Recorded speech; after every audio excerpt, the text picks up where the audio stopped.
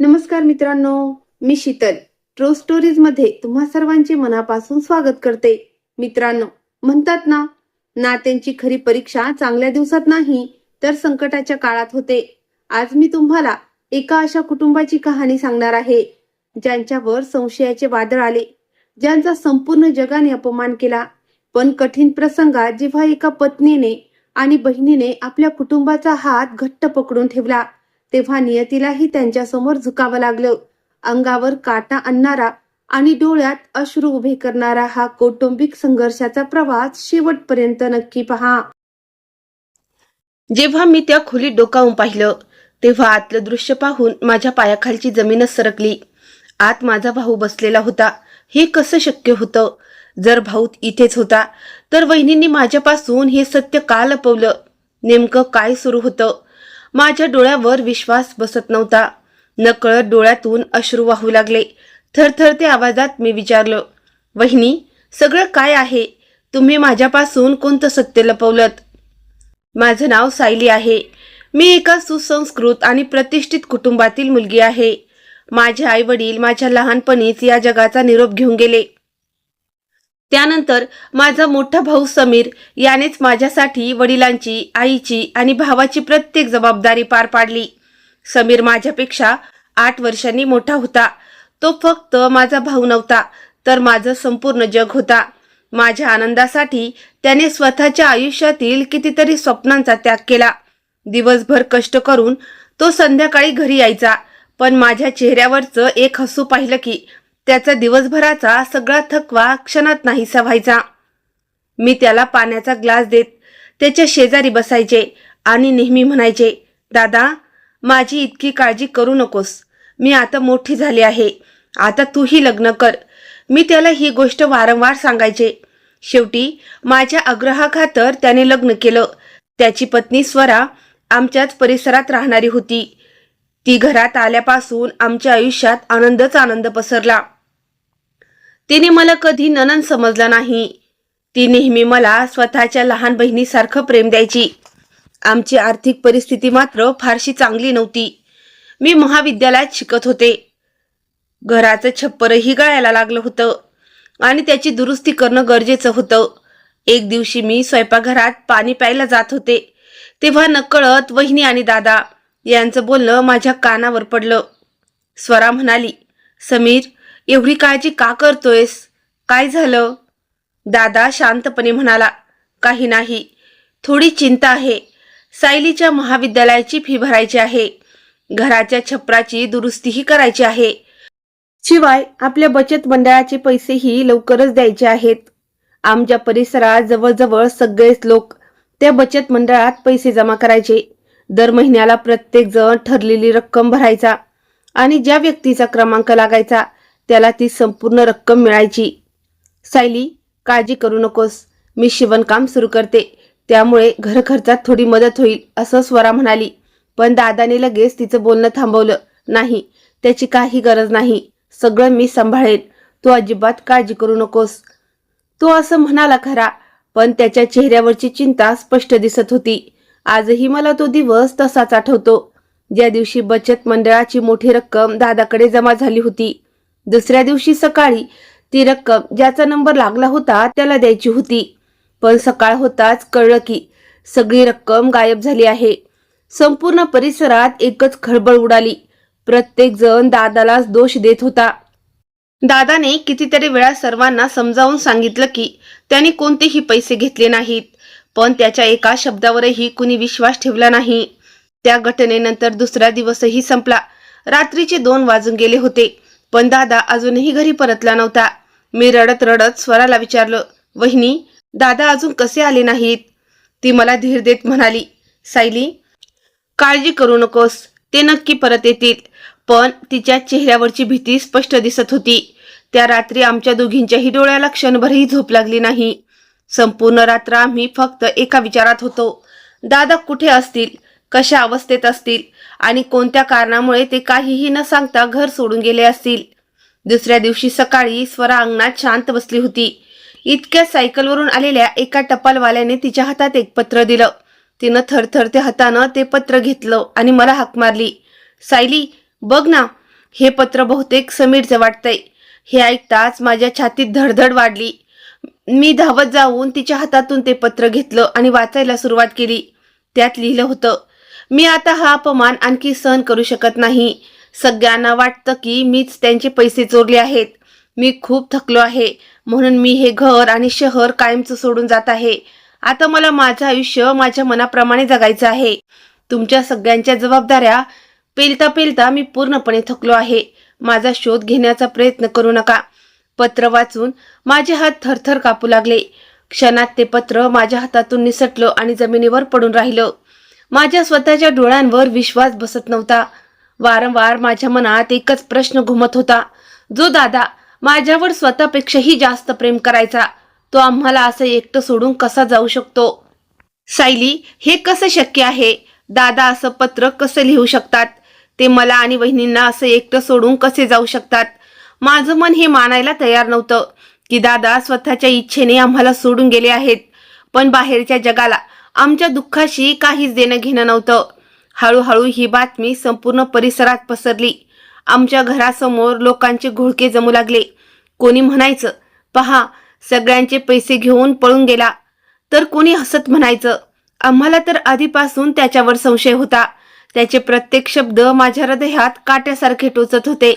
मला सगळ्यांना उत्तर द्यावंसं वाटायचं, पण माझ्याकडे दादाची निर्दोषता सिद्ध करणारा एकही पुरावा नव्हता. माझे डोळे सतत पाणावलेले असायचे. मी कित्येकदा एकटीच बसून रडायचे. स्वराही पूर्णपणे बदलली होती. ती तासनतास गप्प बसून राहायची, कोणाशी बोलायची नाही, हसायची नाही. मी मात्र मनातून एकच गोष्ट मानत होते, माझा दादा असं कधीच करू शकत नाही. दिवस जात होते आणि आमच्या अडचणी वाढतच होत्या. एक दिवस स्वरा माझ्याजवळ आली आणि शांतपणे म्हणाली, सायली, माझ्यासाठी रोज 2 किलो फळं घेऊन ये. तिचं बोलणं ऐकून मला राग आला. मी चिडून म्हणाले, वहिनी, घरात डाळ आणायलाही पैसे नाहीत आणि तुम्हाला फळांची काळजी लागली आहे? ती शांतपणे म्हणाली, डॉक्टरांनी सांगितलं आहे की माझ्या शरीरात खूप अशक्तपणा आला आहे. मला ताकद यावी म्हणून फळं खाणं गरजेचं आहे. तिचं बोलणं ऐकताच माझा राग शांत झाला. मला वाटलं, दादा घर सोडून गेल्याचं दुःख तिला आतून पूर्णपणे खाऊन टाकत आहे. म्हणून मी काहीच बोलले नाही. त्या दिवसापासून मी रोज तिच्यासाठी फळं आणू लागले. काही दिवसांनी मी स्वतःसाठीही एक नोकरी शोधली. सकाळी कामावर जायचे आणि संध्याकाळी परतताना स्वरासाठी फळं घेऊन यायचे. पण हळूहळू मला तिच्या वागण्यात काही विचित्र बदल जाणवू लागले. तिने स्वतःला तिच्या खोलीतच बंद करून घ्यायला सुरुवात केली. ती तासनतास बाहेरच यायची नाही, कोणाशी बोलायची नाही आणि कोणालाही आत येऊ द्यायची नाही.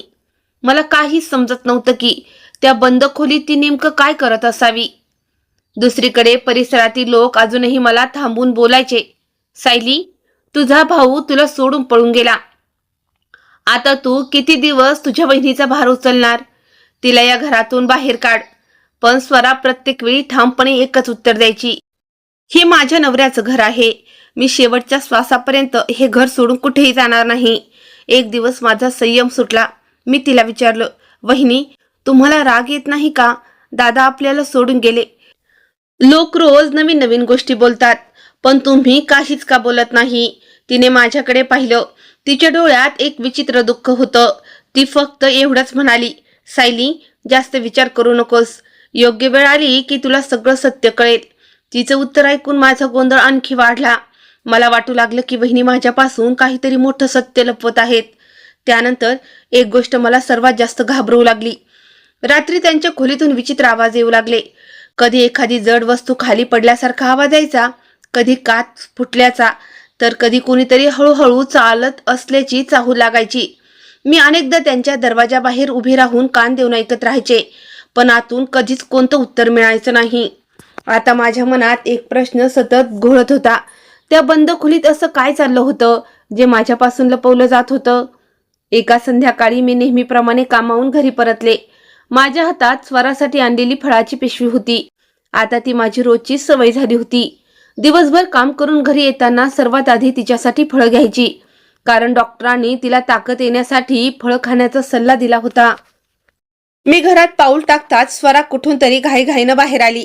तिने एकदाही माझी विचारपूस केली नाही. मी थकले आहे का, दिवस कसा गेला हेही विचारला नाही.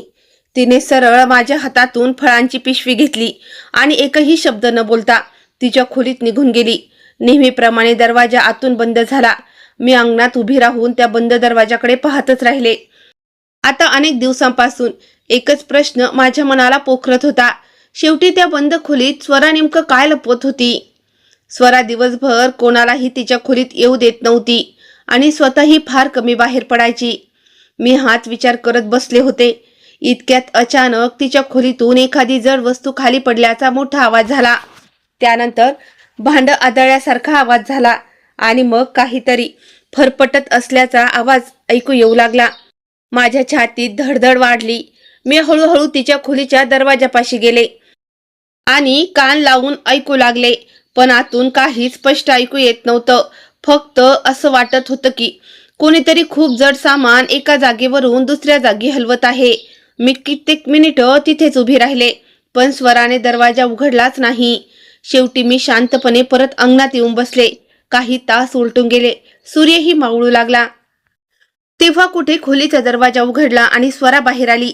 तिचा चेहरा आधीपेक्षा जास्त थकलेला दिसत होता. तिला पाहताच मी स्वतःला थांबू शकले नाही. मी हळू आवाजात म्हणाले, "बहिणी, आता घरची परिस्थिती खूप कठीण झाली आहे. माझा पगार एवढा नाही की रोज एवढा खर्च करू शकेन. घर चालवणं सुद्धा अवघड होत चाललं आहे. मला वाटतं उद्यापासून मी तुमच्यासाठी फळं आणू शकणार नाही."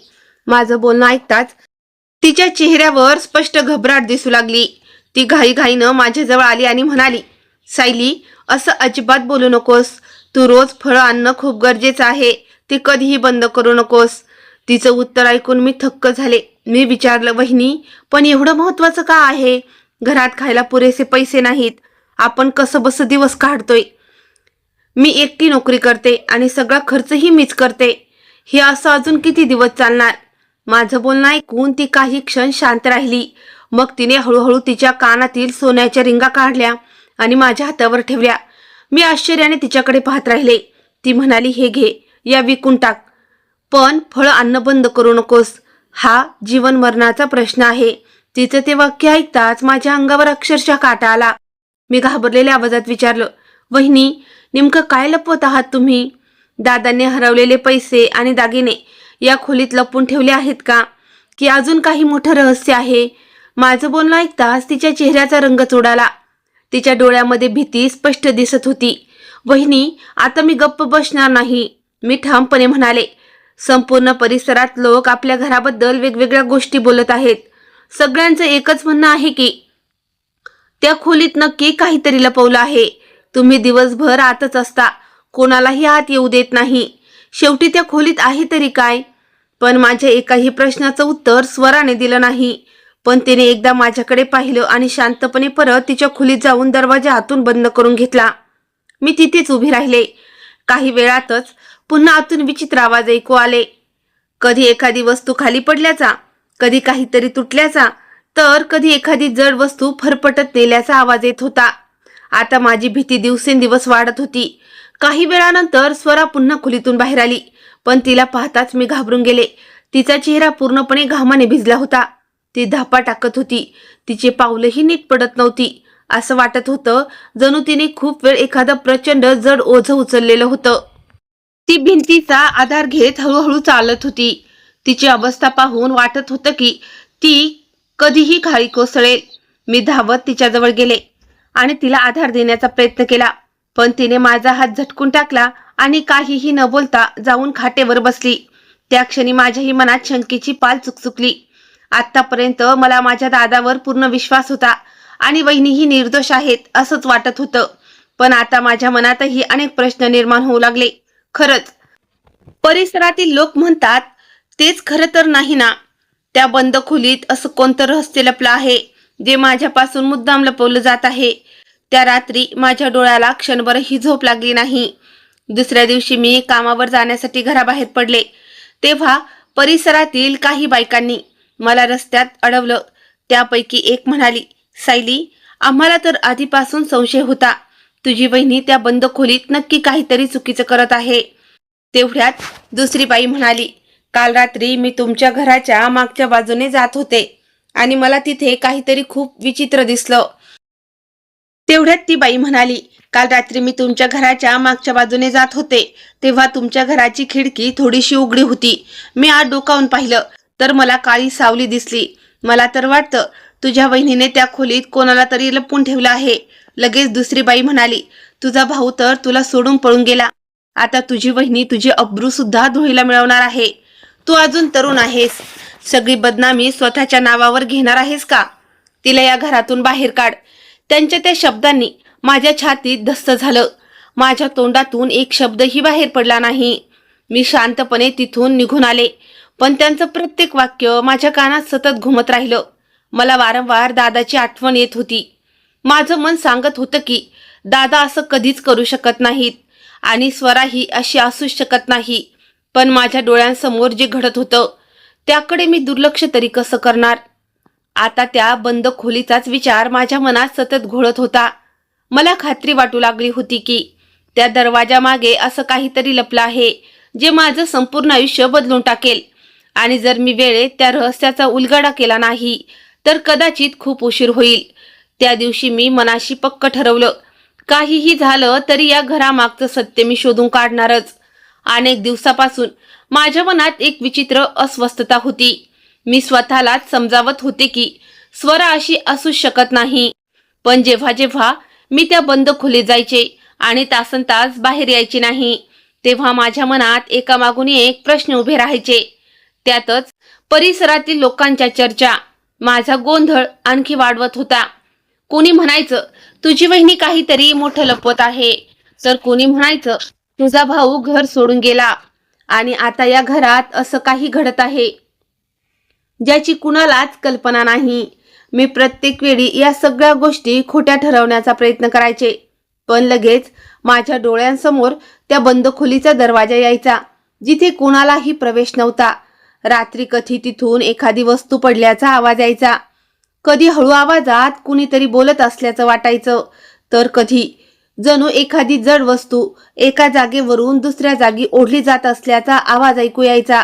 मला भीती वाटायची, पण मग मी स्वतःलाच समजावून सांगायचे की कदाचित हा माझाच भ्रम असेल.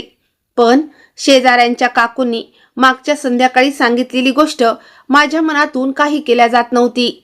त्यांनी मला एकटीला बाजूला घेऊन सांगितलं होतं, सायली, मी खोटं बोलणार नाही, पण या घरात काहीतरी बरोबर नाही असं मला सतत वाटतं. काल रात्री मी तुमच्या घरामागून जात होते तेव्हा खिडकीतून मला कोणाची तरी सावली दिसली. ती कोण होती हे मला कळलं नाही, पण त्या खोलीत कोणीतरी नक्की आहे एवढं मात्र निश्चित. त्यांच्या त्या शब्दानंतर मी काहीच बोलले नाही, पण संपूर्ण रात्र त्यांचंच बोलणं माझ्या डोक्यात फिरत राहिलं. मी अंथरुणावर पडून होते, पण झोप माझ्या डोळ्यांपासून खूप दूर होती. कधी दादांचा चेहरा डोळ्यांसमोर यायचा, कधी स्वराचे अश्रूंनी भरलेले डोळे आठवायचे, कधी ते पत्र आठवायचं ज्यात दादाने घर सोडून जात असल्याचं लिहिलं होतं, तर कधी तो दिवस आठवायचा जेव्हा मी स्वरावर रागावले होते कारण ती रोज माझ्याकडून फळं मागवत होती. दुसऱ्या दिवशी सकाळी मी नेहमीप्रमाणे कामावर गेले. मग त्या दिवशी माझं कामात अजिबात लक्ष लागत नव्हतं. माझे हात मशीनवर काम करत होते, पण माझं संपूर्ण मन त्या बंद खोलीत आणि तिच्या मागे दडलेल्या रहस्यात अडकून पडलं होतं. माझं त्या दिवशी कामात अजिबात लक्ष लागत नव्हतं. मी एका तिकीट छपाई करणाऱ्या कंपनीत काम करत होते. माझे हात मशीनवर काम करत होते, पण माझं मन सतत घरातच अडकून पडलं होतं. मी वारंवार घड्याळाकडे पाहत होते. कधी एकदा संध्याकाळ होते, कधी मी घरी पोचते आणि कधी त्या बंद खोलीचं रहस्य माझ्यासमोर उलगडतं याची मला घाई झाली होती. त्या दिवशी पहिल्यांदाच मला असं वाटलं होतं की जर आजही मला सत्य कळालं नाही तर आयुष्यभर मला मनशांती मिळणार नाही. संध्याकाळ होताच मी घाईघाईनं काम संपवलं आणि घरी पोचले. घरात शिरताच पाहिलं तर स्वरा अंगणात उभी होती. नेहमीप्रमाणे मी तिच्यासाठी फळं आणली होती. तिने काहीही न बोलता माझ्या हातातून फळांची पिशवी घेतली आणि सरळ तिच्या खोलीत निघून गेली. नेहमीप्रमाणे दरवाजा आतून बंद झाला आणि माझ्या छातीत धडधड सुरू झाली. मी चारही बाजूंना नजर फिरवली. आजूबाजूला कोणीच नव्हतं. हीच योग्य संधी आहे असं मनाशी ठरवून मी हळूच घराच्या मागच्या गल्लीत गेले. आवाज होऊ नये म्हणून मी माझ्या चपला काढल्या आणि अनवाणी पायांनी दबकत त्या खिडकीजवळ पोचले. खिडकीवर जुनी वर्तमानपत्र चिटकवलेली होती. माझे हात अक्षरशः थरथरत होते. मनात भीती होती, पण त्याहून मोठी होती सत्य जाणून घेण्याची ओढ. मी सावधपणे वर्तमानपत्राचा एक कोपरा बाजूला केला आणि आत डोकावून पाहिलं. सुरुवातीला खोलीत फारच मंद प्रकाश असल्यामुळे काहीच स्पष्ट दिसलं नाही, पण काही क्षणांनी माझी नजर खोलीच्या एका कोपऱ्याकडे गेली. तिथे एक माणूस झोपलेला होता. त्याचं शरीर खूप अशक्त दिसत होतं. चेहरा पूर्णपणे फिकट पडला होता. असं वाटत होतं जणू अनेक दिवस त्याने नीट अन्नही खाल्लं नव्हतं. मी त्याच्याकडे एकटक पाहू लागले आणि पुढच्या क्षणी माझ्या पायाखालची जमीन सरकली, कारण तो दुसरा तिसरा कोणी नव्हता. तो माझा दादा समीर होता. माझा श्वासच थांबला. एका क्षणासाठी मला वाटलं कदाचित मी एखादं स्वप्न पाहते आहे. मी पुन्हा डोळे चोळून नीट पाहिलं, पण नाही, तो खरंच माझाच दादा होता. मी जागच्या जागी स्तब्ध उभी राहिले. माझ्या पायातलं सगळं बळ निघून गेलं होतं. ज्या दादासाठी मी दररोज रडत होते, ज्याच्याबद्दल सगळे म्हणत होते की तो आम्हाला सोडून कायमचा निघून गेला, तो दादा माझ्या डोळ्यांसमोर त्या बंद खोलीत जिवंत पडलेला होता. तो दादा दुसरीकडे कुठेही नव्हता. तो तर आमच्याच घरातील त्या बंद खोलीत होता. मी खिडकीतून पाहिलं. स्वरा त्याच्या शेजारी बसली होती. माझ्या हातून रोज आणलेली तीच फळं तिच्या हातात होती. ती फळांचे छोटे छोटे तुकडे करून दादाला भरवत होती. कधी त्याच्या डोक्यावरून प्रेमानं हात फिरवत होती, कधी त्याला पाणी पाजत होती, तर कधी हळू आवाजात त्याला धीर देत होती. तिच्या डोळ्यांतून सतत अश्रू वाहत होते, तरीही ती चेहऱ्यावर हसू आणून म्हणत होती, समीर, अजिबात काळजी करू नकोस. सगळं ठीक होईल. मी तुझ्या सोबत आहे. तुला काहीही होऊ देणार नाही. फक्त तू हिंमत हारू नकोस. ते दृश्य पाहताच माझ्या डोळ्यातही अश्रू दाटून आले. माझ्या मनात एका मागोमाग एक सगळ्या गोष्टी आठवू लागल्या. मीच तर तिला बोलले होते, घरात खायला पैसे नाहीत आणि तुम्हाला फळांची काळजी आहे. मीच तिच्यावर संशय घेतला होता. मला वाटलं होतं की ती माझ्यापासून काहीतरी मोठं रहस्य लपवत आहे. त्या क्षणी मला स्वतःचीच लाज वाटू लागली. मनातून मी ढसढसा रडत होते. ज्या स्त्रीला संपूर्ण परिसर रोज टोमणे मारत होता, जिच्याबद्दल मी सुद्धा गैरसमज करून घेतला होता, ती तर स्वतःच्या पतीचा जीव वाचवण्यासाठी दिवस रात्र एक करत होती. मला आठवलं, कितीतरी लोकांनी मला सांगितलं होतं, तुझ्या बहिणीला घराबाहेर काढ, ती या घरावर ओझं आहे. पण स्वराने कधीच कोणालाही उत्तर दिलं नाही. तिने शांतपणे सगळ्यांचं टोमणं सहन केलं, माझा राग सहन केला, लोकांचे अपमान सहन केले, पण कोणत्याही परिस्थितीत तिने तिच्या नवऱ्याची साथ सोडली नाही. त्या क्षणी मला जाणवलं, मी तिला कधीच खरं ओळखू शकले नव्हते. माझ्या डोळ्यातील अश्रू काही केल्या थांबत नव्हते. मी आणखी एक क्षणही तिथे उभी राहू शकले नाही. मी धावत घरात आले आणि त्या बंद खोलीच्या दरवाजावर जोरजोरात ठोके मारू लागले. रडत रडत मी ओरडले, वहिनी, दरवाजा उघडा, कृपया दरवाजा उघडा. मला सगळं कळलं आहे. वहिनी, दरवाजा उघडा, कृपया दरवाजा उघडा. मला सगळं कळलं आहे. मी सतत दरवाजावर ठोके मारत होते. काही क्षणातून कोणताच आवाज आला नाही. मग हळूहळू कडी उघडली आणि माझ्या समोर स्वरा उभी होती. तिचा चेहरा पूर्णपणे थकलेला दिसत होता. डोळे रडून सुजले होते आणि ती धापा टाकत होती. मला पाहताच ती घाबरून म्हणाली, सायली, तू इथे काय करत आहेस? कृपया इथून निघून जा. पण आता मी मागे हटणार नव्हते. मी रडतच म्हणाले, नाही वहिनी, आता मी कुठेही जाणार नाही. मला सगळं सत्य कळलं आहे. इतकं मोठं सत्य तुम्ही माझ्यापासून का लपवलंत? तिने मला अडवण्याचा प्रयत्न केला, पण मी पूर्ण ताकदीनं दरवाजा ढकलला आणि खोलीत आत गेले. पुन्हा एकदा माझी नजर दादावर पडली आणि माझ्या तोंडातून मोठी किंकाळीच बाहेर पडली. मी धावत त्याच्याजवळ गेले आणि त्याच्या पायाशी गुडघे टेकून बसले. मी त्याचे हात हातात घेतला. तो इतका अशक्त झाला होता की त्याच्या हातात ताकद उरली नव्हती. मी त्याला बिलगून ढसढसा रडू लागले. रडत रडत मी म्हणाले, दादा, तुम्ही इथे होतात, तुम्ही आम्हाला सोडून गेलेच नव्हतात. मग ते पत्र कशासाठी होतं? तुम्ही असं का केलं? मी रोज तुमच्यासाठी रडत होते, लोकांचे अपमान ऐकत होते, आणि तुम्ही इतके जवळ असूनही माझ्यापासून इतके दूर का राहिलात? दादाने माझ्याकडे पाहिलं. त्याच्या डोळ्यातही अश्रू तरळले होते, पण त्याच्या ओठातून एक शब्दही बाहेर पडत नव्हता. मग मी स्वराकडे वळले आणि थरथरत्या आवाजात म्हणाले, वहिनी, आता तरी मला सगळं खरं सांगा. नेमकं काय घडलं होतं? असं कोणतं दुःख होतं जे तुम्ही दोघांनी एकट्याने सहन केलं? मीही तर या घरातील एक सदस्य आहे. मला का दूर ठेवलत? मी सुद्धा तुमच्या दोघांच्या पाठीशी उभे राहिले असते.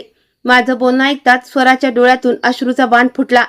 स्वराने मला अलगद उचललं आणि आपल्या मिठीत घेतलं.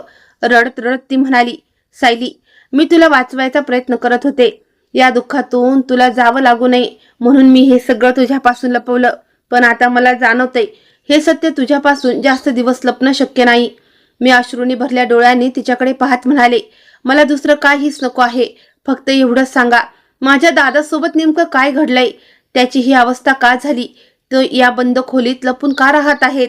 ते पत्र खोटं होतं तर ते लिहिण्याची गरज काय होती? लोकांनी आपल्याला इतकं अपमानास्पद शब्द ऐकवले तरी आपण शांत का राहिलो? माझे प्रश्न ऐकताच संपूर्ण खोलीत काही क्षण भयान शांतता पसरली. बाहेर वारा सुटला होता. खिडकीवर चिटकवलेली जुनी वर्तमानपत्र हलक्या आवाजात फडफडत होती. त्या क्षणी मला असं वाटत होतं जणू या घराच्या भिंती सुद्धा इतक्या दिवसापासून लपून ठेवलेलं सत्य ऐकण्यासाठी आतुर झाल्या होत्या. स्वराने एकदा समीरकडे पाहिलं, मग माझ्याकडे पाहिलं आणि थरथरत्या आवाजात म्हणाली, सायली, आता मी तुला जे सांगणार आहे ते ऐकल्यानंतर आपलं आयुष्य कधीच पूर्वीसारखं राहणार नाही. तिचं ते वाक्य ऐकताच माझं हृदय जोरात धडधडू लागलं. मी पुन्हा धावत दादाजवळ गेले आणि त्यांना घट्ट मिठी मारली. माझ्या डोळ्यातून अश्रूंचा अक्षरशः पूर वाहत होता. इतके दिवस मनात साचलेलं सगळं दुःख त्या क्षणी बाहेर पडत होतं. मी त्यांच्या हातांना माझ्या हातात घेतलं आणि एकटक पाहत राहिले. हे तेच हात होते ज्यांनी लहानपणी माझं बोट धरून मला शाळेत नेलं होतं. हे तेच हात होते जे माझ्या डोक्यावरून प्रेमानं फिरवत म्हणायचे, सायली, जोपर्यंत मी आहे तोपर्यंत तुला कोणत्याच गोष्टीची काळजी करण्याची गरज नाही. पण आज तेच हात पूर्णपणे निस्तेज झाले होते. त्यात पूर्वीसारखी ताकद उरली नव्हती. मी ते हात माझ्या गालाशी लावून ढसढसा रडत होते आणि पुन्हा पुन्हा एकच प्रश्न विचारत होते, दादा, हे सगळं तुमच्यासोबत का घडलं? दादा, आम्हाला इतकं मोठं दुःख का दिलत? आम्हाला सोडून जाण्याचा विचार तरी कसा केलात? मी रोज तुमच्यासाठी रडत होते आणि तुम्ही इथेच माझ्या डोळ्यांसमोर या अवस्थेत पडलेले होतात. इतके जवळ असूनही माझ्यापासून इतके दूर का राहिलात? माझ्या डोळ्यातील अश्रू काही केल्या थांबत नव्हते. दादाही माझ्याकडे पाहत होते. त्यांचे डोळे लाल झाले होते आणि त्यातही अश्रू दाटून आले होते. पण त्यांना एक शब्दही बोलता येत नव्हता. त्यांची अवस्था पाहून माझं काळीच अक्षरशः तुटत होतं. तेवढ्यात स्वरा हळूहळू माझ्याजवळ आली. तिने माझ्या खांद्यावर हात ठेवला आणि शांत आवाजात म्हणाली, सायली, आता तुला सगळं सत्य कळायलाच हवं. हे आणखी तुझ्यापासून लपवणं योग्य नाही. मी अश्रूंनी भरलेल्या डोळ्यांनी तिच्याकडे पाहू लागले. तीही स्वतःला सावरू शकत नव्हती. तिचे डोळे सतत पाणावलेले होते. थरथरत्या आवाजात तिनं सांगायला सुरुवात केली, त्या रात्री समीर घरातून बाहेर पडले, पण खूप उशीर झाला तरी ते परत आले नाहीत. सुरुवातीला मला वाटलं कदाचित एखाद्या कामामुळे उशीर झाला असेल, पण रात्र वाढत गेली तसं माझं मन अस्वस्थ होऊ लागलं. मी त्यांना कितीतरी वेळा फोन केला, पण त्यांचा फोन सतत बंद लागत होता. मी संपूर्ण रात्र दारात बसून त्यांची वाट पाहत राहिले, पण ते आलेच नाहीत. सकाळ झाली आणि माझी घालमेल आणखी वाढली. तेवढ्यात माझ्या मोबाईलवर एक अनोळखी क्रमांकावरून फोन आला. मी फोन उचलता समोरून एका मुलीचा आवाज आला. तिने विचारलं, तुम्ही समोर त्यांच्या पत्नी बोलताय का? माझ्या छातीत धडधड वाढली. मी हो म्हणताच तिनं ताबडतोब रुग्णालयात येण्यास सांगितलं. मी घाबरून विचारलं, काय झालं आहे? पण ती फक्त एवढंच म्हणाली, कृपया लगेच या, आणि तिने फोन ठेवला. मी जीवाच्या आकांताने रुग्णालयात पोचले. तिथे जे दृश्य मी पाहिलं ते पाहून माझं संपूर्ण आयुष्य उद्ध्वस्त झालं. समीर हॉस्पिटलच्या बेडवर बेशुद्ध पडले होते. त्यांच्या संपूर्ण शरीरावर पट्ट्या बांधलेल्या होत्या आणि डॉक्टर त्यांच्यावर उपचार करत होते. त्यांना त्या अवस्थेत पाहताच मी तिथेच कोसळून रडू लागले. तेव्हा एका तरुणीनं मला सावरलं. ती म्हणाली, काल रात्री मला ते रस्त्याच्या कडेला गंभीर जखमी अवस्थेत पडलेले दिसले. मी काही लोकांच्या मदतीनं त्यांना ताबडतोब रुग्णालयात आणलं. थोडाही उशीर झाला असता तर कदाचित त्यांचा जीव वाचणं अशक्य झालं असतं. डॉक्टरांनी त्यांच्या खिशात पाहिलं तेव्हा त्यांना काही कागद सापडले. त्यावर घराचा पत्ता आणि माझा मोबाईल क्रमांक लिहिलेला होता. म्हणूनच त्या मुलीने मला फोन करून ही बातमी दिली. स्वराचं बोलणं ऐकून माझ्या अंगावर काटा आला. मी रडत रडत विचारलं, पुढे काय झालं वहिनी?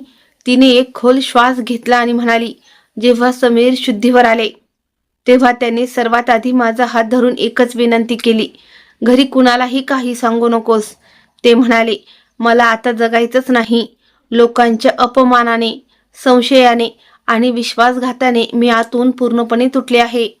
ज्यांच्यावर मी मनापासून विश्वास ठेवला त्याच लोकांनी माझ्यावर चोरीचा आरोप केला. सगळ्यांना वाटलं की मी पैसे घेऊन पळून गेलो, पण माझा त्यात काहीच दोष नव्हता. रोज लोकांचे टोमणे ऐकून मी जगण्याची इच्छाच गमावली आहे. मी त्यांना खूप समजवण्याचा प्रयत्न केला. मी म्हणाले, आपण सगळे तुमच्या सोबत आहोत, पण त्यांनी माझं एकही ऐकलं नाही. त्यानंतर डॉक्टरांनी मला बाजूला बोलावलं आणि जे सांगितलं ते ऐकून माझ्या पायाखालची जमीन सरकली. डॉक्टर म्हणाले, त्यांच्या शरीराला खूप गंभीर दुखापत झाली आहे आणि या अपघातामुळे त्यांच्या दोन्ही पायांवर कायमचा परिणाम होण्याची शक्यता आहे. डॉक्टर पुढे म्हणाले, उपचार नक्की होतील, पण त्यासाठी बराच वेळ लागेल आणि सध्या तरी ते पूर्णपणे बरे होतील की नाही याची खात्री देता येत नाही. डॉक्टरांचे हे बोलणं ऐकता समीर पूर्णपणे खचून गेले. त्यांनी माझा हात घट्ट पकडला आणि म्हणाले, मला घरी घेऊन जाऊ नकोस. सायलीनं मला या अवस्थेत पाहिलं तर ती आयुष्यभर रडत राहीन. ती कधीच आनंदी राहू शकणार नाही. ती माझी लाडकी बहीण आहे. तिच्या डोळ्यात मला माझ्याबद्दलची दया पाहिजे नाही. काही क्षण शांत राहून ते पुन्हा म्हणाले, सगळ्यांना सांग की मी घर सोडून निघून गेलो आहे. काही दिवस ते माझ्यासाठी रडतील, पण नंतर हळूहळू आयुष्यात पुढे जातील. पण जर मी त्यांच्यासमोर अशा अवस्थेत पडलो तर ते रोज दुःखी होतील. मला माझ्या माणसांवर ओझं बनून जगायचं नाही. मी त्यांचे प्रत्येक शब्द ऐकत होते. माझे डोळे सतत भरून येत होते. मी त्यांना ठामपणे सांगितलं, मी तुमची पत्नी आहे. या अवस्थेत तुम्हाला एकटं सोडून जाण्याचा प्रश्नच येत नाही. 7 जन्म साथ देण्याचं वचन देऊन मी तुमच्या आयुष्यात आले आहे. कोणतीही परिस्थिती आली तरी मी तुमची साथ सोडणार नाही. पण समीर काही ऐकायलाच तयार नव्हते. ते वारंवार एकच सांगत होते, घरात कुणालाही खरं काही सांगू नकोस. त्यानंतर सलग 15 दिवस ते रुग्णालयात होते. मी दिवस रात्र त्यांची सेवा करत राहिले. ज्यांनी त्यांना रस्त्यावरून उचलून रुग्णालयात आणलं होतं ती तरुणी सुद्धा अधूनमधून येऊन मला मदत करायची. काही दिवसांनी डॉक्टरांनी सांगितलं की आता त्यांना घरी नेता येईल, पण तेव्हाही समीर घरी यायला तयार नव्हते. शेवटी ज्या दिवशी तू कामावर गेली होतीस आणि उशिरा परत येणार होतीस त्या दिवशी मी रुग्णवाहिका घेऊन रुग्णालयात गेले. त्या तरुणीच्या मदतीने आम्ही दोघींनी समीरला काळजीपूर्वक रुग्णवाहिकेत बसवलं आणि कोणाच्याही नजरेत न येऊ देता घरी आणलं. कुणालाही संशय येऊ नये म्हणून मी त्यांना त्या बंद खोलीत ठेवलं आणि दरवाजा आतून बंद केला. त्या दिवसापासून सतत त्यांची सेवा करत आहे. तू रोज माझ्यासाठी जी फळं आणत होतीस ती माझ्यासाठी नव्हतीच, ती सगळी समीरसाठी होती. डॉक्टरांनी सांगितलं होतं की त्यांना लवकर बरं होण्यासाठी पौष्टिक आहार आणि फळांची खूप गरज आहे. म्हणून कोणतीही अडचण आली तरी मी त्यांची काळजी घेणं थांबवलं नाही. लोकांनी माझ्याबद्दल गैरसमज करून घेतले. संपूर्ण परिसराने मला टोमणे मारले.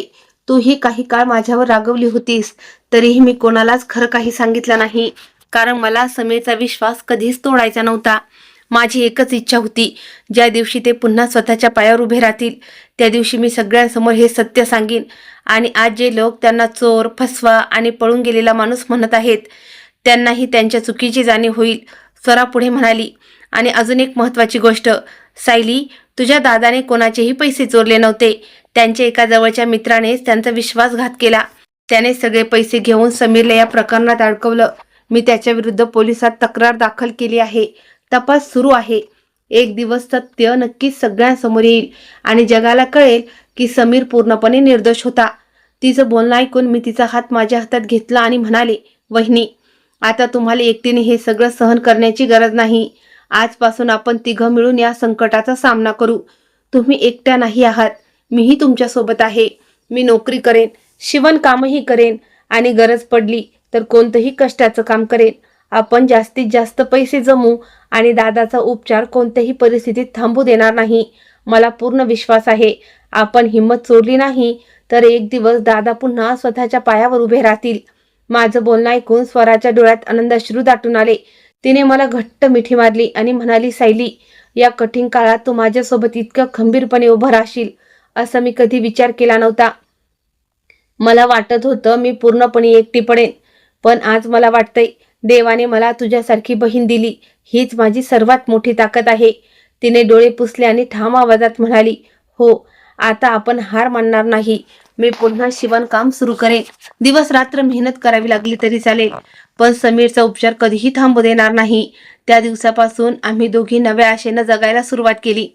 पहाटे लवकर उठून घरची सकाळची सगळी कामे करायचो, मग आपापल्या कामावर जायचो आणि संध्याकाळी थकून भागून घरी परतायचो. पण दादाचा चेहरा पाहताच दिवसभराचा सगळा थकवा क्षणात नाहीसा व्हायचा. स्वरा वेळेवर त्यांना औषध द्यायची, स्वतःच्या हाताने जेवण भरवायची, तर मी तासनतास त्यांच्या पायाची मालिश करायचे. कधी कधी मालिश करताना त्यांच्या डोळ्यातून नकळत अश्रू वाहू लागायचे, कारण मला लहानपणीचे दिवस आठवायचे. हेच दादा मला मांडीवर बसवून जेवू घालायचे, माझ्यासाठी खेळणे आणायचे, माझ्या प्रत्येक हट्टाने केलेली मागणी पूर्ण करायचे. पण आज तेच दादा स्वतःच्या पायावर उभे राहू सुद्धा शकत नव्हते. अनेकदा ते आमच्याकडे पाहून म्हणायचे, माझ्यामुळे तुम्ही दोघींनी तुमचं आयुष्य खराब करू नका, मला माझ्या नशिबावर सोडून द्या. पण मी लगेच त्यांना हात हातात द्यायचे आणि म्हणायचे, दादा, जर तुम्ही लहानपणी माझा हात सोडला असता तर आज मी इथपर्यंत पोहोचलेच नसते. प्रत्येक संकटात तुम्ही माझ्या पाठीशी उभे राहिलात. आता माझी वेळ आहे. मी तुम्हाला आयुष्यात कधीच एकटं सोडणार नाही. माझं बोलणं ऐकून दादाच्या डोळ्यात अश्रू दाटून यायचे. ते शांतपणे दुसरीकडे पाहू लागायचे. दिवस हळूहळू पुढे सरकत होते. उपचारांचा थोडाफार परिणाम दिसू लागला होता. दादाच्या प्रकृतीत थोडी सुधारणा होत होती. पण परिसरातील लोक अजूनही बदलले नव्हते.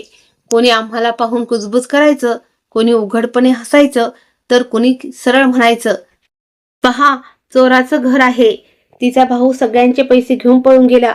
कोणी म्हणायचं, असा माणूस कधीच चांगला असू शकत नाही, तर कोणी म्हणायचं, त्याने स्वतःच्या मित्रांनाच फसवलं आणि आता घरात लपून बसला आहे.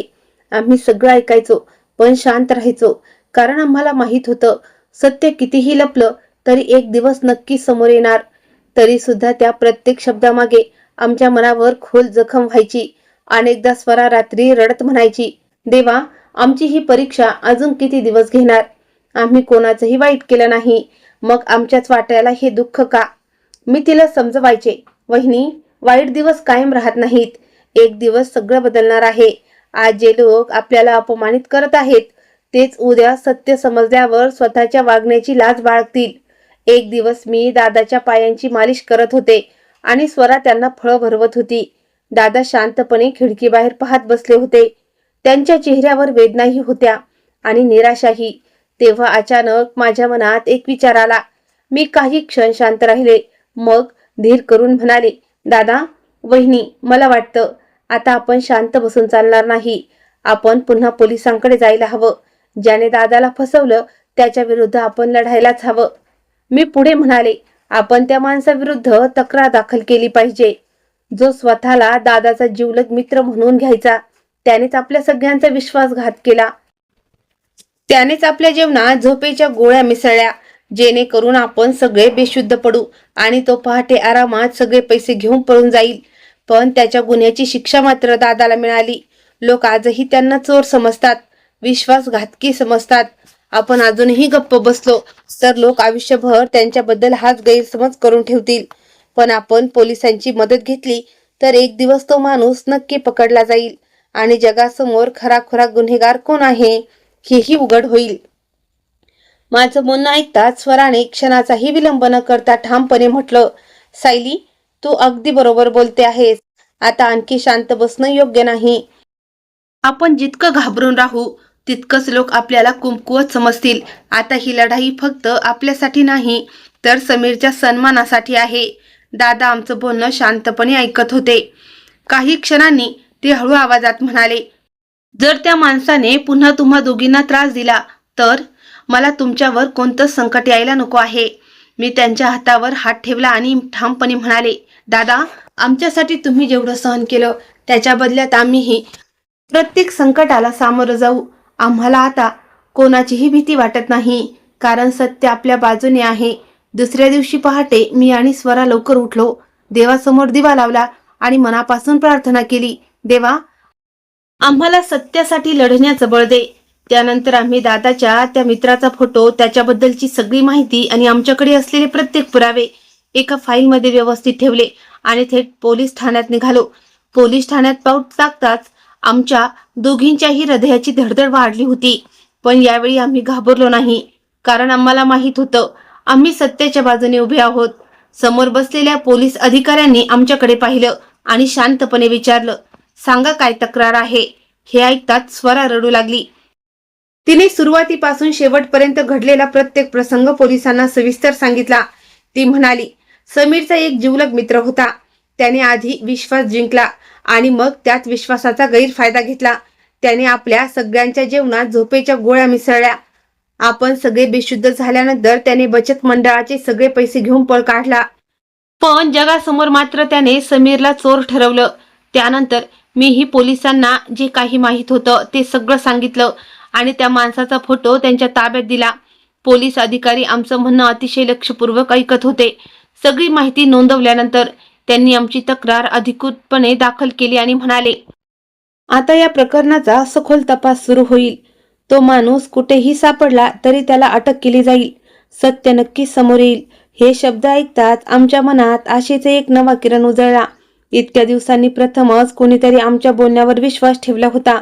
पोलीस ठाण्यातून बाहेर पडताना मी आकाशाकडे पाहिलं आणि मनोमन देवाला म्हटलं, देवा, आता आम्हाला न्याय मिळू दे. आम्ही खूप सहन केलं आहे. त्यानंतर मी आणि स्वरा घरी परत निघालो. संपूर्ण वाटेत आमच्या मनात एकच विचार होता, ज्या दिवशी तो गुन्हेगार पकडला जाईल त्या दिवशी संपूर्ण परिसराला समजेल की माझा दादा चोर नव्हता, उलट तो स्वतः एका मोठ्या विश्वासघाताचा बळी ठरला होता. आम्ही घरी पोहोचलो तेव्हा समीर आमची आतुरतेनं वाट पाहत होता. आम्हाला पाहताच त्याने काळजीने विचारलं, काय झालं? पोलिसांनी काही सांगितलं? मी त्याच्या जवळ जाऊन हसत म्हणाले, दादा, आता घाबरण्याची गरज नाही. आम्ही पोलिसात तक्रार दाखल केली आहे. आता सत्य जास्त दिवस लपून राहणार नाही. एक दिवस सगळ्या जगाला कळेल की तुम्ही पूर्णपणे निर्दोष आहात. माझं बोलणं ऐकताच दादाच्या डोळ्यातून अश्रू वाहू लागले. आम्ही तिघही काही क्षण एकमेकांकडे पाहत राहिलो. त्या क्षणी आम्हाला एक गोष्ट मनापासून जाणवली. रस्ता कितीही कठीण असला, संकट कितीही मोठं असलं, पण कुटुंब एकत्र उभं असेल तर प्रत्येक लढाई जिंकता येते. त्या दिवसानंतर मी आणि स्वरा जास्तीत जास्त वेळ समीर सोबत घालवू लागलो. त्या छोट्याशा बंद खोलीतच आमचं संपूर्ण जग सामावलेलं होतं. आम्ही दोघीही एकच प्रयत्न करत होतो, दादाला कधीही एकटेपणा जाणवू नये. त्यांच्या मनात आशा कायम जिवंत राहावी आणि त्यांना प्रत्येक क्षणी हे जाणवत राहावं की ते कधीच एकटे नाहीत. मी तासनतास दादाजवळ बसून त्यांच्याशी गप्पा मारायचे, त्यांना हसवण्याचा प्रयत्न करायचे आणि पुन्हा पुन्हा एकच गोष्ट सांगायचे, दादा, तुम्ही कशाचीही काळजी करू नका. सगळं ठीक होईल. देव कधीच कोणाची परीक्षा इतकी कठीण घेत नाही की जगण्याची आशा संपून जावी. फक्त तुम्ही हिंमत सोडू नका. आम्ही दोघी कायम तुमच्या पाठीशी आहोत आणि आयुष्यभर राहू. माझं बोलणं ऐकून दादा हलकसं हसायचा प्रयत्न करायचे, पण त्यांच्या डोळ्यात दडलेलं दुःख स्पष्ट दिसत होतं. त्यांना सतत असं वाटायचं की त्यांच्यामुळे आम्हा दोघींना खूप त्रास सहन करावा लागत आहे. अनेकदा ते माझा हात हातात घेऊन म्हणायचे, तुम्ही दोघी माझ्यासाठी तुमचं आयुष्य का खराब करत आहात?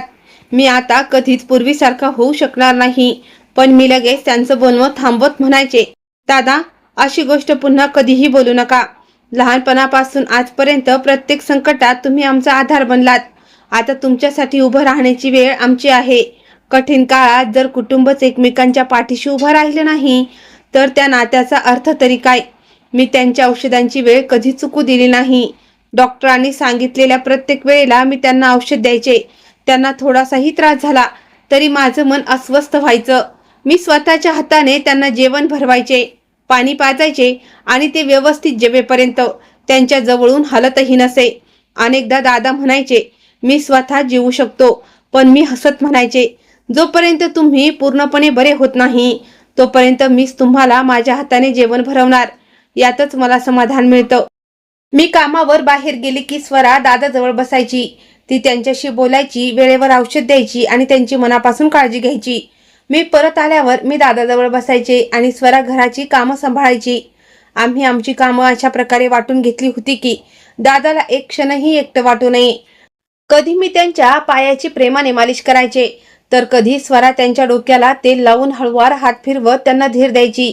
आमच्या दोघींची एकच इच्छा होती, दादाच्या चेहऱ्यावर पुन्हा एकदा मनापासून हसू फुलावं. दिवसामागून दिवस जात होते.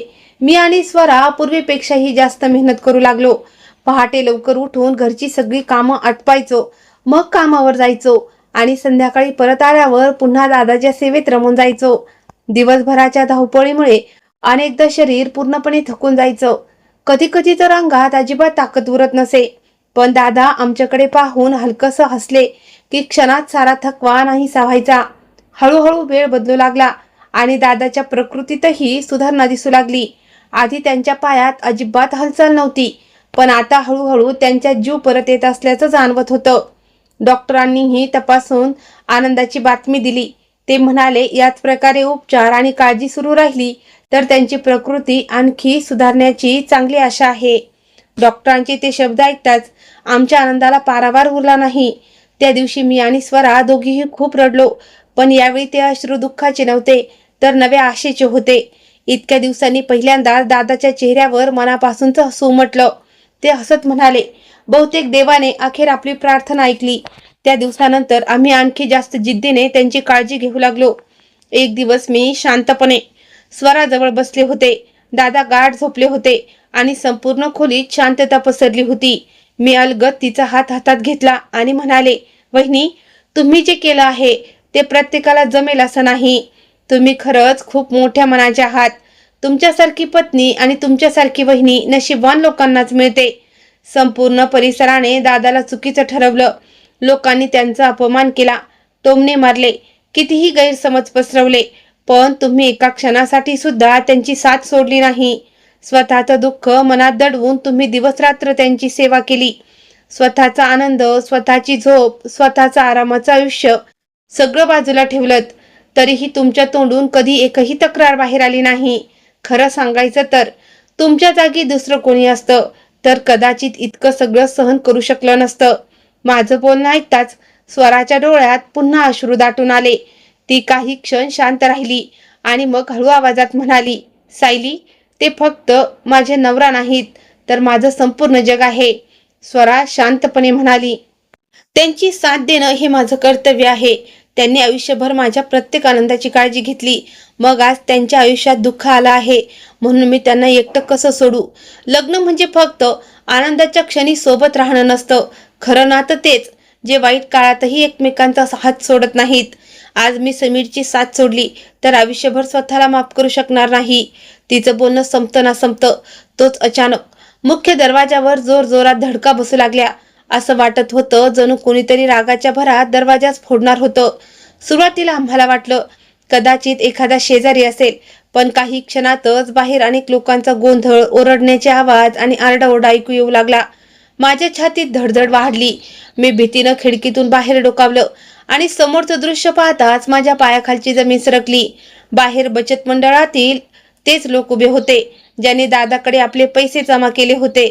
ते पैसे प्रत्यक्षात दादाच्या मित्राने चोरले होते, पण आजही त्या सगळ्यांच्या नजरेत दादा चोर होता. त्यासोबतच संपूर्ण परिसरातील अनेकही लोक जमले होते. काही जण तमाशा पाहण्यासाठी आले होते तर काही जण दादाला शिवीगाळ करण्यासाठी. मी घाबरत स्वराला सगळं सांगितलं. एका क्षणासाठी तिचाही चेहरा पांढरा फटक पडला, पण लगेचच तिने स्वतःला सावरलं आणि ठाम आवाजात म्हणाली, घाबरायचं नाही, सत्य आपल्या बाजूने आहे. आम्ही ताबडतोब दादाच्या खोलीचा दरवाजा बंद केला. बाहेरचे लोक त्यांना या अवस्थेत पाहू नयेत हीच आमची इच्छा होती. दादानं काळजीनं विचारलं, काय झालं? पण आम्ही फक्त एवढंच म्हणालो, दादा तुम्ही काळजी करू नका, आम्ही सगळं सांभाळतो. मी आणि स्वरा मुख्य दरवाजाकडे निघालो. आम्ही दरवाजा थोडासा उघडताच बाहेर उभे असलेले लोक संतापाने ओरडू लागले, आमचे पैसे परत द्या, आम्हाला सगळं माहीत आहे. तो घरातच लपून बसला आहे, त्याला बाहेर काढा. एक जण संतापून म्हणाला, त्याने आमचे पैसे चोरले आहेत. दुसरा ओरडला, त्याला बाहेर काढलंच पाहिजे, नाहीतर आम्ही स्वतः घरात घुसू. तिसरा म्हणाला, तो चोर आहे, त्याने सगळ्यांचा विश्वासघात केला, त्याला आता कोणीही वाचू शकणार नाही. त्यांच्या प्रत्येक शब्दाने माझे डोळे पाणावले, पण स्वरा मात्र अजिबात डगमगली नाही. ती ठामपणे पुढे झाली आणि मोठ्या आवाजात म्हणाली, खबरदार, या घरात पाऊल टाकण्याचा कुणीही प्रयत्न करू नका. स्वरा ठाम आवाजात म्हणाली, जर कोणीतरी एक पाऊल पुढे टाकलं तर मी लगेच पोलिसांना बोलवेन. तुम्ही सगळे इथून निघून जा. या घरात कोणीही नाही. पण संतापलेल्या जमावाने तिचं एकही ऐकलं नाही. त्यांनी दरवाजाला जोरजोरात धक्के द्यायला सुरुवात केली. काही जण घरात घुसले आणि ओरडू लागले, आमचे पैसे परत द्या. आम्हाला माहीत आहे तो इथेच लपला आहे. त्या चोराला बाहेर काढा. भीतीनं माझं संपूर्ण अंग थरथरत होतं. मला काही सुचत नव्हतं. इतक्यात काही लोक आम्हाला बाजूला सारत थेट त्या खोलीकडे धावले जिथे दादा होते. स्वरा त्यांच्या समोर भिंतीसारखी उभी राहिली आणि मोठ्याने ओरडली, खबरदार, या खोलीकडे कुणीही एक पाऊल पुढे टाकलं तर बरं होणार नाही. मी आत्ताच पोलिसांना फोन करते. पण रागाने आंधळे झालेले लोक तिचं काहीच ऐकायला तयार नव्हते. ते पुढे सरकत होते आणि तेवढ्यात खोलीतून एक कडक आवाज घुमला, थांबा, तुमच्यापैकी कुणीही या खोलीत पाऊल ठेवणार नाही. तो आवाज इतका दमदार होता की क्षणभर सगळे जागच्या जागी थबकले. मी आणि स्वराने मागे वळून पाहिलं आणि आमच्या डोळ्यांवर विश्वास बसला नाही. दादा, समीर डगमगत का होईना पण स्वतःच्या पायावर उभं राहून खोली बाहेर येत होते. त्यांच्या पायात अजूनही पूर्ण ताकद नव्हती. प्रत्येक पाऊल टाकताना त्यांना प्रचंड वेदना होत होत्या. संपूर्ण शरीर घामाने ओलं झालं होतं. चेहऱ्यावर वेदना स्पष्ट दिसत होत्या. पण त्यांच्या डोळ्यात आज वेगळा ज्वालामुखी धगधगत होता. मी धावत जाऊन त्यांना आधार द्यायला गेले, पण त्यांनी हलकेच माझा हात बाजूला केला आणि म्हणाले, नको, आज नाही. आज मला स्वतः उभं राहायचं आहे. ते हळूहळू चालत मुख्य दरवाजापर्यंत आले. जमलेल्या लोकांकडे पाहत शांत पण ठाम आवाजात म्हणाले, जे काही बोलायचं असेल ते मला बोला. माझ्या पत्नीशी आणि माझ्या बहिणीशी अशा पद्धतीने वागण्याचा तुम्हाला कोणताही अधिकार नाही. तुमचे पैसे तुम्हाला नक्की मिळतील, पण या दोघींना धमकवण्याचा प्रयत्न करू नका. दादाला स्वतःच्या पायावर उभं पाहून संपूर्ण परिसर थक्क झाला. ज्याला सगळे महिने पळून गेलेला समजत होते, तो आज त्यांच्या समोर उभा होता. काही क्षण कोणाच्याही तोंडून शब्द फुटला नाही. तेवढ्या दूरवरून पोलिसांच्या गाडीचा सायरन ऐकू आला. काही क्षणातच पोलिसांची गाडी आमच्या घरासमोर येऊन थांबली. पोलीस खाली उतरले आणि त्यांच्यासोबत एक माणूसही होता. त्याच्या हातात बेड्या होत्या. त्याच्याकडे पाहताच मी त्याला लगेच ओळखलं. तो दादाचा तोच विश्वासघातकी मित्र होता, ज्याने आमच्या जीवनात झोपेचं औषध मिसळलं होतं आणि रातोरात बचत मंडळाचे सगळे पैसे घेऊन पळ काढला होता. पोलिसांनी त्याला आमच्या समोर उभा केला आणि म्हणाले, हाच खरा गुन्हेगार आहे. त्याने स्वतःचा गुन्हा कबूल केला आहे. त्याच्याकडून मोठी रक्कमही जप्त करण्यात आली आहे. हे ऐकताच तिथे उभ्या असलेल्या प्रत्येकाचा चेहरा उतरला. तो माणूस रडत रडत दादाच्या पायाशी कोसळला आणि म्हणाला, समीर, मला माफ कर. माझ्याकडून खूप मोठी चूक झाली. लालसेपोटी मी तुझा विश्वासघात केला. तुझे एक एक पैसे मी परत करेन. फक्त एकदा मला माफ कर. पण दादा त्याच्याकडे फक्त शांत नजरेनं पाहत उभे राहिले. समीरच्या डोळ्यात अश्रू तरळले होते, पण त्यांनी एक शब्दही उच्चारला नाही. तेवढ्यात स्वरा पुढे आली. तिच्या चेहऱ्यावर वेदनाही होत्या आणि प्रचंड संतापही. तिने त्या माणसाच्या गालावर जोरदार 2 चपराक लवकावल्या आणि म्हणाली, मी तुला माझ्या भावासारखं मानलं होतं. माझ्या नवऱ्याने तुझ्यावर आंधळा विश्वास ठेवला. तुला आपल्या घरचाच माणूस समजलं, पण तू त्या विश्वासाचा विश्वासघात केलास. तू फक्त पैसे चोरले नाहीस, तू आमच्या घरचा आनंद हिरावून घेतलास. माझ्या नवऱ्याला संपूर्ण जगाच्या नजरेत चोर ठरवलंस. माझ्या संसाराचं सुख हिसकावून घेतलंस. माझ्या नंदेच्या चेहऱ्यावरचं हसू पुसून टाकलंस. आम्हाला लोकांसमोर मान वर करून जगण्यालायकही ठेवलं नाहीस आणि आता माफी मागतोयस. त्यानंतर तिने पोलिसांकडे पाहत ठाम आवाजात म्हटलं, साहेब, याला इथून घेऊन जा आणि अशी शिक्षा द्या की पुन्हा कुणीही दुसऱ्याच्या विश्वासाची खेळ करण्याचं धाडस करणार नाही. पोलिसांनी त्या माणसाला ताब्यात घेतलं.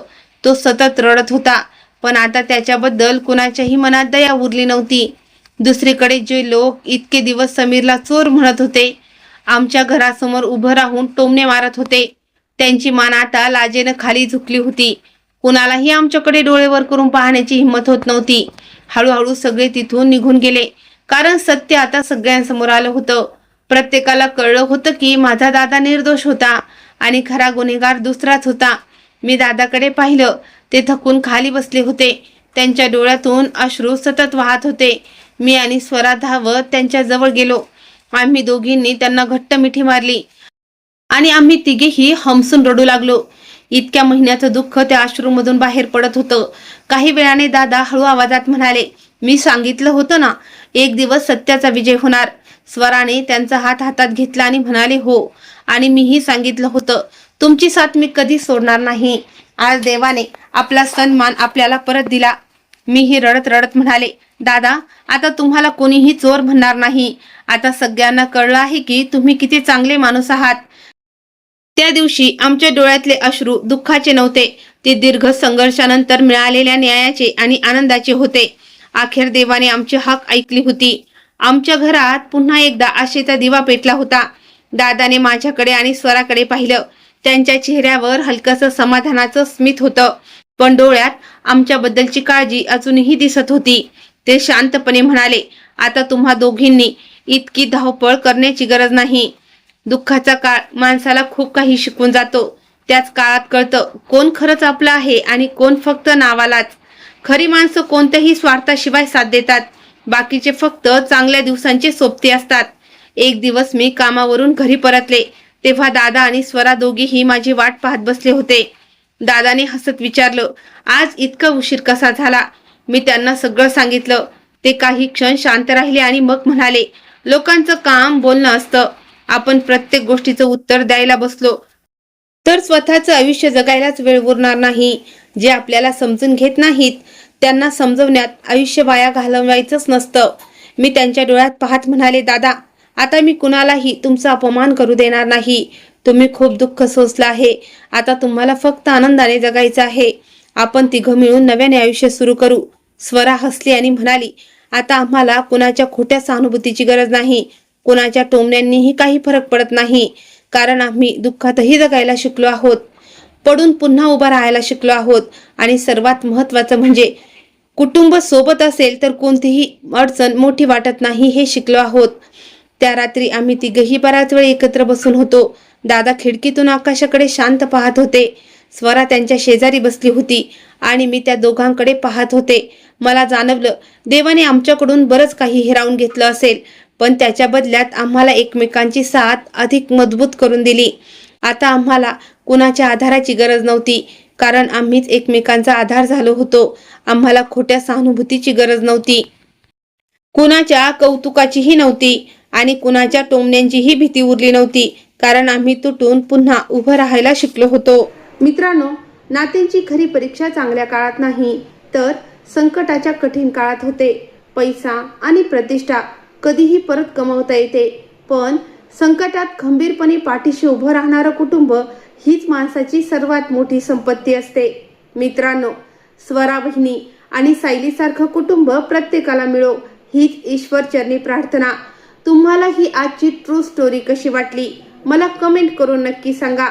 व्हिडिओ आवडला असल्यास लाईक करा, शेअर करा, आणि अशाच नवनवीन भावनिक आणि सत्यकथा पाहण्यासाठी आपल्या ट्रू स्टोरी चॅनलला नक्की सबस्क्राईब करा.